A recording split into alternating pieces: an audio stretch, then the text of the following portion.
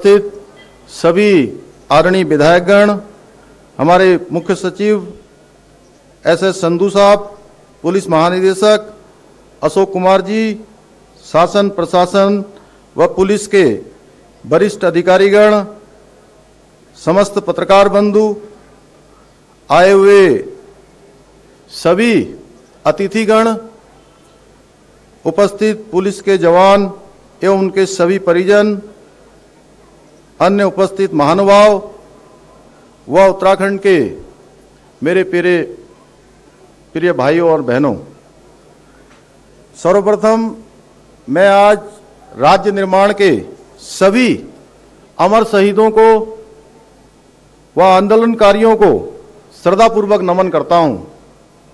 आज के दिन पुलिस के उन शहीद जवानों व अधिकारियों को भी नमन करता हूं जिन्होंने प्रदेश व समाज में शांति स्थापित करने के लिए अपना सर्वोच्च बलिदान दिया है। देवभूमि उत्तराखंड के मेरे समस्त भाइयों एवं बहनों, आप सभी को उत्तराखंड राज्य स्थापना दिवस की हार्दिक शुभकामनाएं एवं बधाई देता हूं। मैं आज सुंदर जो परेड की प्रस्तुति मेरे पुलिस के जवानों को अपनी ओर से जिन्होंने यहां पर दी है, उन सभी को ढेर सारी बधाइयां देता हूं।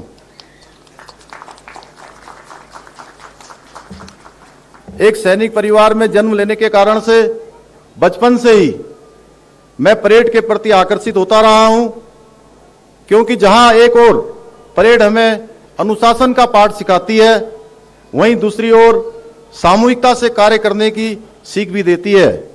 मैं आज के दिन पूर्व प्रधानमंत्री भारत रत्न परम श्रद्धेय स्वर्गीय अटल बिहारी वाजपेयी जी का स्मरण करता हूं, जिनके प्रधानमंत्रित्व काल में उत्तराखंड राज्य का सपना साकार हुआ। प्रदेश की महान जनता के आशीर्वाद से, सरकार की मजबूत इच्छा शक्ति और आदरणीय प्रधानमंत्री नरेंद्र मोदी जी के उत्तराखंड के प्रति विशेष लगाव के कारण केंद्र सरकार के सहयोग से उत्तराखंड में तेजी से विकास की ओर अग्रसर हो रहा है। पिछले 5 वर्षों में केंद्र सरकार द्वारा लगभग 1 लाख करोड़ रुपए की विभिन्न परियोजनाएं प्रदेश के लिए स्वीकृत की गई हैं। इनमें से बहुत सी परियोजनाओं पर काम चल रहा है और अन्य पर काम तेजी से शुरू हुआ है। केंद्र सरकार ने उत्तराखंड के लिए 4 धाम ऑल वेदर रोडें, Bharatmala project, Rishikesh Karnaprayag rail line की जो सौगात दी है, उससे आने वाले समय में उत्तराखंड में आवागमन सुगम हो सकेगा। इसके अतिरिक्त केंद्र सरकार ने भौगोलिक एवं सामरिक दृष्टि से अति महत्वपूर्ण 155 किलोमीटर की टनकपुर बागेश्वर रेल मार्ग के अंतिम सर्वे को भी मंजूरी दे दी है। इसके लिए भी बजट अवमुक्त कर दिया गया है। इसी प्रकार केंद्र सरकार के सहयोग से हम उत्तराखंड के दूरस्थ क्षेत्रों में विकास की धारा से जोड़ने में सफल हुए हैं।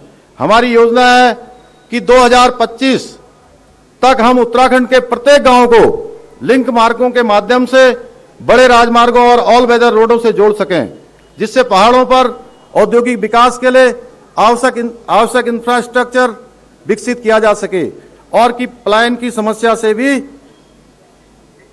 उत्तराखंड को मुक्ति दिलाकर पहाड़ की जवानी और पहाड़ के काम में लाया जा सके। यह डबल इंजन की सरकार की उपलब्धि है कि देवभूमि के पहाड़ों में रेल पहुंचाने का स्वप्न भी साकार होने की कगार पर है। सड़क एवं रेल मार्गों के साथ साथ उत्तराखंड में एयर कनेक्टिविटी में सुधार के लिए हमारी सरकार विशेष रूप से कार्य कर रही है, जिसके अंतर्गत जौलीग्रांट एयरपोर्ट को अंतर्राष्ट्रीय स्तर का बनाया जा रहा है तथा उधम सिंह नगर में ग्रीनफील्ड एयरपोर्ट विकसित किया जा रहा है। उत्तराखंड पहला राज्य है जहां उड़ान योजना में हेली सर्विस की शुरुआत की गई है। हमारा लक्ष्य है कि हम 2025 तक उत्तराखंड के प्रत्येक प्रमुख नगर को हेली सेवा से जोड़ सकें। आदरणीय प्रधानमंत्री जी ने 4 दशकों से लंबित तराई भावर की लाइफ लाइन जमरानी बहुउद्देशीय परियोजना, जो कि 55,000 हेक्टेयर भूमि को सिंचित और पेयजल का काम करेगी, उसकी स्वीकृति देकर उत्तराखंड के विकास में महत्वपूर्ण योगदान दिया है। इस योजना द्वारा तराई क्षेत्र की पेयजल एवं सिंचाई की समस्या दूर होगी। देहरादून से टेहरी के लिए डबल टनल की स्वीकृति देकर केंद्र सरकार ने दून से टेहरी की दूरी को कम करने का काम किया है। इस परियोजना के लिए लगभग 8,750 करोड़ रुपए की स्वीकृति आकी गई है। यह हमारे लिए अत्यंत हर्ष का विषय है कि आदरणीय प्रधानमंत्री श्री मोदी जी की प्रस्तावित योजना के अनुसार विश्व के सर्वाधिक ऊंचाई पर स्थित सिखों के पवित्र धर्म स्थल हेमकुंड साहिब को शीघ्र रोपवे से जोड़ने का काम किया जाएगा। इसके साथ ही इस योजना के अंतर्गत 12 ज्योतिर्लिंगों में से एक बाबा केदारनाथ धाम तक केबल कार द्वारा भी पहुंचा जा सकेगा। हमारी सरकार नैनीताल में स्थित कैंची धाम के विकास के लिए भी काम कर रही है, जिसके अंतर्गत 60 करोड़ से भी अधिक के विभिन्न विकास कार्य किए जाएंगे।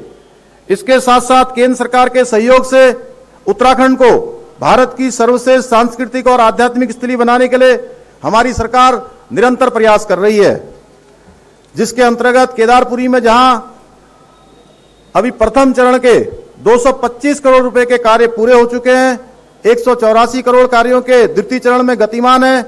इसके साथ ही बद्रीधाम के मास्टर प्लान के लिए जहां 245 करोड़ रुपए से अधिक की स्वीकृति प्राप्त हो चुकी है, वहीं गंगोत्री और यमुनोत्री के लिए भी 20 करोड़ और 34 करोड़ रुपए की धनराशि स्वीकृत हो चुकी है। जैसा कि हमें ज्ञात है, जहां हम एक और हमारा राज्य अतुलनीय प्राकृतिक सौंदर्य से भरपूर है, वहीं दूसरी ओर प्राकृतिक आपदाएं भी समय समय पर हमारी परीक्षाएं लेती रहती हैं। पिछले दिनों अतिवृष्टि के कारण आपदा इसका उदाहरण है, जिसमें कई लोगों ने हमारी जान गंवाई है, जो अत्यंत दुखद है। मैं उन सभी मृत आत्माओं के प्रति अपनी संवेदनाएं प्रकट करता हूं तथा भगवान से प्रार्थना करता हूं कि उनके परिवारों को इस असहनीय दुख और पीड़ा को सहन करने की शक्ति प्रदान करें। हमारी सरकार आपदाओं का सामना त्वरित गति से करने के लिए संकल्पबद्ध है। इसी का परिणाम गत दिनों आई आपदा का सामना हम सही प्रकार से कर सकें, समय से राहत और बचाव कार्यों को संचालित कर कई लोगों की जान भी हम बचा सके हैं। मैं आपदा के समय हमेशा आगे रहकर लोगों की मदद करने के लिए उत्तराखंड पुलिस, एसडीआरएफ समेत सभी संबंधित विभागों की सबकी सराहना करता हूं कि उन्होंने ऐसे संकट के समय में अपनी जान जोखिम में डालकर भी लोगों को बचाने का काम किया है। आपके इस कार्य के लिए हर उत्तराखंडी आपका हृदय से आभारी है। हरिद्वार महाकुंभ को निर्विघ्न रूप से संपन्न कराने में आप सबका अमूल्य योगदान रहा है, जिसे देश दुनिया ने सराहा है। एक सैनिक के परिवार में जन्म लेने के कारण से मैं वर्दीधारियों की समस्याओं से भी भली भांति परिचित हूं। किस प्रकार उनकी समस्याओं का निराकरण कर सकूं, इसको लेकर संवेदनशील हूं। इसी को ध्यान में रखते हुए कोरोना काल में आपके द्वारा दिखाए गए अपूर्व साहस और समर्पण के लिए सम्मान प्रकट करते हुए हमने कोविड सम्मान राशि देने का भी फैसला किया है। यही नहीं, हाल में हमने पुलिस कर्मियों की वेतन विसंगति की समस्या को सुलझाने के लिए भी ठोस प्रयास किए हैं। देवभूमि उत्तराखंड का विकास हमारी सर्वोच्च प्राथमिकता रही है और इसी को ध्यान में रखकर हमारी सरकार पिछले 4.5 सालों से लगातार कार्य कर रही है। मुख्य सेवक के रूप में मेरी पहली प्राथमिकता युवाओं को उनकी समस्याओं को दूर करने की रही है। इसलिए हमने उत्तराखंड में सरकारी विभागों में रिक्त पड़े 24,000 पदों को भरने की प्रक्रिया प्रारंभ की है। इनमें से आधे पदों पर भर्ती प्रक्रिया प्रारंभ हो गई है तथा शेष रिक्त पदों पर शीघ्र ही भर्ती प्रक्रिया पूर्ण कर ली जाएगी। हमारी सरकार द्वारा जहां राज्य की भर्ती परीक्षाओं में आवेदन शुल्क से राहत दिया गया है, वहीं समूह ख व ग के पदों पर चयन में अभ्यर्थियों को आयु सीमा में भी 1 वर्ष की छूट दी गई है। इसके अतिरिक्त संघ लोक सेवा आयोग, एनडीए, सीडीएस व उसके समकक्ष लिखित परीक्षा पास करने पर परिवार की आर्थिक स्थिति के आधार पर अभ्यर्थी को साक्षात्कार की तैयारी करने के लिए 50,000 रुपए की धनराशि की भी व्यवस्था की है उनकी सहायता के रूप में। हमारी सरकार अल्प वेतन भोगियों को वेतन तथा भत्तों में वृद्धि के प्रति संवेदनशील है। हमने अतिथि शिक्षकों का वेतन 15,000 रुपए से बढ़ाकर 25,000 रुपया किया है। मेडिकल कॉलेजों में ट्रेनी डॉक्टरों की स्टाइपेंड को 7,500 रुपए से बढ़ाकर 17,000 रुपए किया है। ग्राम प्रधानों का मानदेय 15,000 से बढ़ाकर 3,500 रुपया किया है। साथ ही हमने उपनल कर्मियों, आशा एवं आंगनबाड़ी बहनों, लोक कलाकारों तथा ग्राम प्रहरियों के मानदेय में भी वृद्धि की है। हमारी सरकार कमजोर वर्ग के प्रति अति संवेदनशील है, जिसको ध्यान में रखकर हमने वृद्धावस्था, विधवा, दिव्यांगजन पेंशन की राशि को बढ़ाने का कार्य किया है। हमने विभिन्न विभागों को स्वरोजगार के टाइम बाउंड लक्ष्य तय किए गए हैं। आवेदकों की सुविधा के लिए कैंप लगाकर एक ही स्थान पर सारी औपचारिकताएं पूरी की जा रही हैं। केंद्र सरकार के सहयोग से हमारे प्रदेश में विश्व स्तरीय संस्थाओं को संचालित करने की दिशा में भी कदम बढ़ाया जा रहा है, जिसमें drone application centre, coast guard भर्ती सेंटर, नेशनल लॉ यूनिवर्सिटी जैसे संस्थान प्रमुख हैं। ऑनलाइन पढ़ाई को सुगम बनाने के लिए राज्य के समस्त राजकीय स्कूलों के कक्षा 10वीं और 12वीं के छात्र छात्राओं और सरकारी डिग्री कॉलेज के विद्यार्थियों को टैबलेट उपलब्ध कराया जाएगा। हमारे द्वारा हर ब्लॉक स्तर पर 2 CBSE पाठ्यक्रम के अतल उत्कृष्ट विद्यालयों की स्थापना करने का कदम शिक्षा के गुणात्मक सुधार के लिए एक मील का पत्थर साबित होगा। नई शिक्षा नीति को समयबद्ध तरीके से स्कूलों में लागू करने के प्रति हमारी सरकार प्रतिबद्ध है, जिसके लिए आवश्यक कदम उठाए जा रहे हैं। हमने शिवानंद नौटियाल छात्रवृत्ति, श्रीदेव सुमन राज्य मेधावी छात्रवृत्ति सहित सभी प्रकार की छात्रवृत्तियों की राशि को 6 गुना तक वृद्धि की है, जिससे हमारे मेधावी छात्रों को प्रोत्साहन मिलेगा।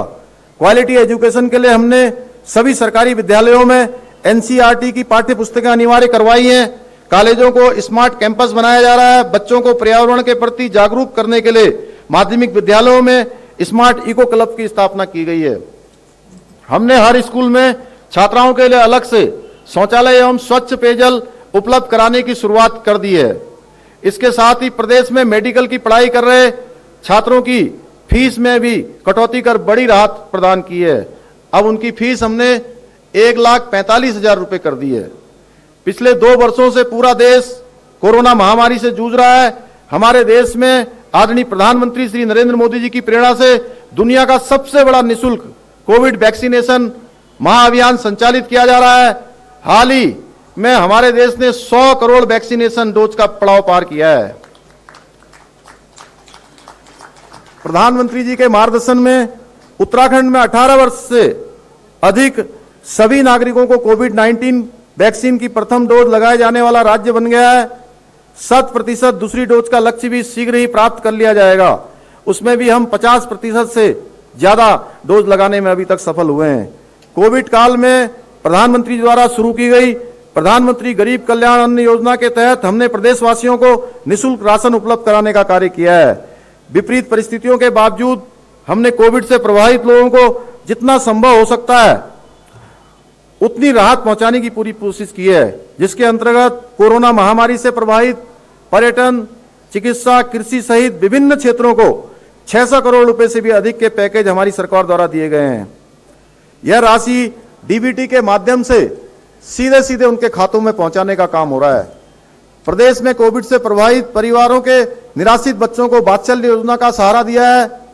ऐसे बच्चों को 21 वर्ष की आयु तक 3,000 रुपए प्रतिमाह दिया जाएंगे। हमारी सरकार इन बच्चों का एक अभिभावक की तरह पूरा संरक्षण करेगी। पिछले वर्षों में हेल्थ इंफ्रास्ट्रक्चर में कई गुना बढ़ोतरी हुई है। प्रत्येक जिले में ऑक्सीजन प्लांट प्रारंभ किए गए हैं।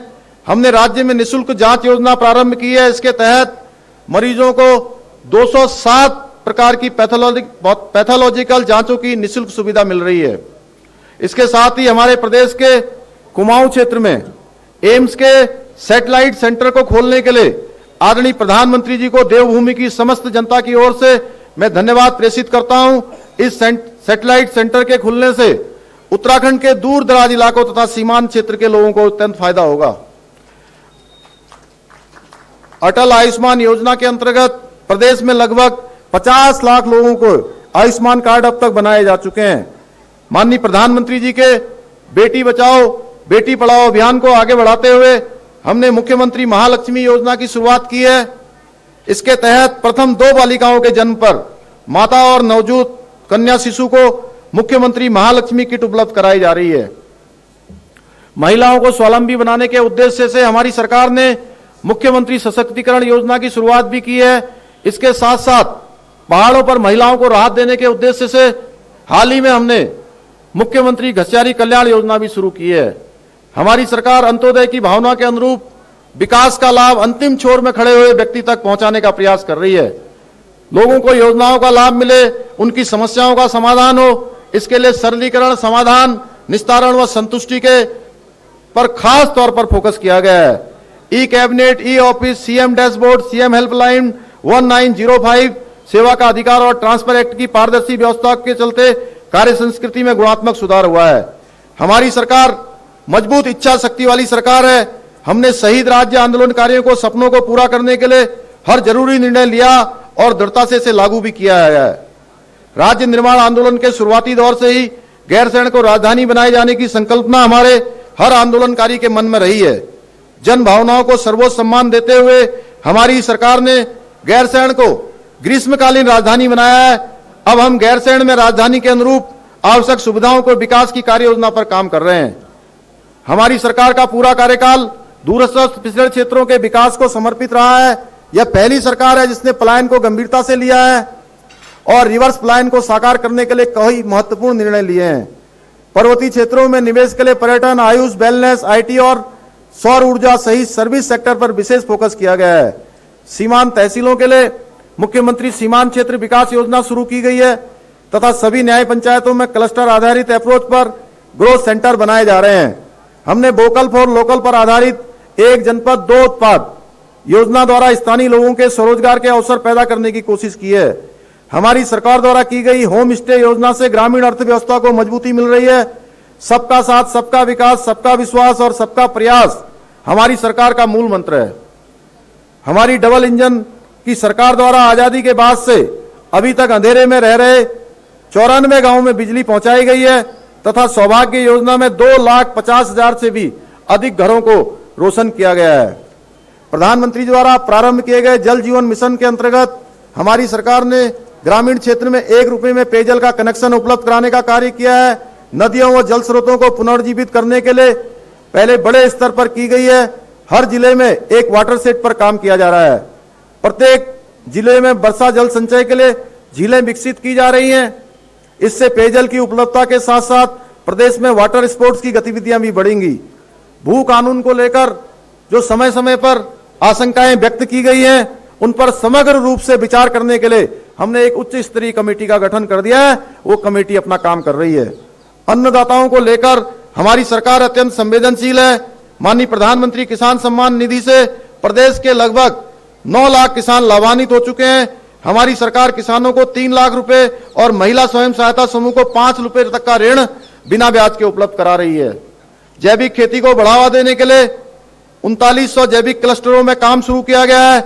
जिन किसान भाइयों के पास उपकरण नहीं है, उनके लिए भी हमारी फार्म मशीनरी बैंक योजना शुरू की गई है। इसके लिए 80% तक सब्सिडी उपलब्ध कराई जा रही है। उत्तराखंड देवभूमि नहीं, वीर भूमि भी है। प्रधानमंत्री श्री नरेंद्र मोदी जी ने उत्तराखंड को सैन्य धाम की संज्ञा भी दी है। हमारी सरकार शहीद सैनिक परिवारों से एक सदस्य को सरकारी नौकरी में समायोजित कर रही है। साथ ही हमारी सरकार द्वारा विशिष्ट सेवा पदक से अलंकृत सैनिकों को अनुमन्य राशि में कई गुना बढ़ोतरी की गई है। हमने द्वितीय विश्व युद्ध में भाग लेने वाले उत्तराखंडी सैनिकों एवं आश्रितों को ध्यान में रखते हुए उनकी प्रतिमाह पेंशन 8,000 रुपए से बढ़ाकर 10,000 रुपए की है। पिछले लगभग 4 वर्षों में उत्तराखंड ने विभिन्न क्षेत्रों में बेहतरीन प्रदर्शन किया है, जिसके फलस्वरूप सतत विकास लक्ष्य सूचकांक में वर्ष 2018 में जहां हम देश भर में 10वें स्थान पर थे, वहीं आज हम शीर्ष 3 राज्यों में शामिल हुए। माननीय प्रधानमंत्री जी की अपेक्षा अनुसार हम वर्ष 2025 तक जब उत्तराखंड अपनी स्थापना का रजत जयंती वर्ष मना रहा होगा, तब हम उसे देश का सर्वश्रेष्ठ राज्य बनाने के लिए संकल्पबद्ध हैं। इसके लिए हम विकल्प रहित संकल्प के मंत्र को ध्यान में रखकर दिन रात कार्य कर रहे हैं, जिसके द्वारा हम अंत्योदय के अपने अंतिम लक्ष्य को प्राप्त कर सकें और उत्तराखंड को सच्चे अर्थों में देवभूमि बना सकें। आज मैं कुछ स्थापना दिवस के अवसर पर, चूंकि राज्य आंदोलनकारियों का लंबे समय से उनके बीच में से लगातार ये बात आती रही है कि उनकी पेंशन बढ़ाई जानी चाहिए, मैं आज घोषणा करता हूं कि उत्तराखंड राज्य आंदोलनकारियों को जिनको 31 रुपए पेंशन प्राप्त हो रही थी, उसको बढ़ाकर 4500 रुपए और तथा जिनको 5,000 रुपए पेंशन प्राप्त हो रही थी, उसको बढ़ाकर 6,000 रुपए किया जाएगा। राज्य के प्रत्येक जनपद मुख्यालय पर अध्ययनरत छात्राओं के शिक्षा को सुगम एवं सुविधायुक्त बनाने हेतु एक महिला छात्रावास का निर्माण किया जाएगा। राज्य में आवश्यकता अनुसार जनपद मुख्यालयों पर कामकाजी महिलाओं के लिए महिला छात्रावास का निर्माण किया जाएगा। इजा बोई सगुन सरकारी अस्पतालों में जच्चा बच्चा के सुरक्षित स्वास्थ्य हेतु अस्पतालों में 48 घंटे रुकने वाली प्रसूता महिला को 2000 रुपये उपहार धनराशि भेंट की जाएगी। जी रेया चेली जागरिया नौनी 11 से 18 आयु वर्ग की किशोरियों को THR सुविधा प्रदान की जाएगी। 11 से 18 आयु वर्ग की किशोरियों को सैनिटरी नैपकिन उपलब्ध कराने हेतु प्रत्येक आंगनबाड़ी केंद्रों में सैनिटरी नैपकिन वेंडिंग मशीन की स्थापना की जाएगी। 11 से 18 आयु वर्ग की किशोरियों के बेहतर स्वास्थ्य परीक्षण तथा हीमोग्लोबिन इत्यादि की जांच निःशुल्क की जाएगी तथा हेल्पलाइन नंबर 104 के माध्यम से निःशुल्क चिकित्सीय परामर्श भी उपलब्ध कराया जाएगा। क्रोनिक डिजीज दीर्घकालिक एवं पुरानी बीमारियों के उपचार में ली जाने वाली दवाइयों को भी निःशुल्क उपलब्ध कराया जाएगा। देहरादून एवं हल्द्वानी में नशा मुक्ति केंद्र की स्थापना की जाएगी। राज्य में इंस्टीट्यूट ऑफ अर्बन डेवलपमेंट की स्थापना की जाएगी। कोविड-19 में सराहनीय कार्य के दृष्टिगत NHM के कर्मियों को 10,000 की एकमुश्त प्रोत्साहन धनराशि प्रदान की जाएगी। राज्य के युवाओं को देश से बाहर रोजगार के अवसर उपलब्ध कराए जाने हेतु राज्य में विदेश रोजगार प्रकोष्ठ का गठन किया जाएगा। ई डिस्ट्रिक्ट के माध्यम से संचालित 32 सेवाओं को अद्यतन करते हुए कुल 75 सेवाओं को अपनी सरकार पोर्टल के माध्यम से आम जनमानस को लाभ पहुंचाया जाएगा। सेवा का अधिकार अधिनियम में अधिसूचित अवशेष 190 सेवाओं को शीघ्र ही अपनी सरकार पोर्टल के माध्यम से संचालित कर आम जनमानस को लाभ पहुंचाया जाएगा।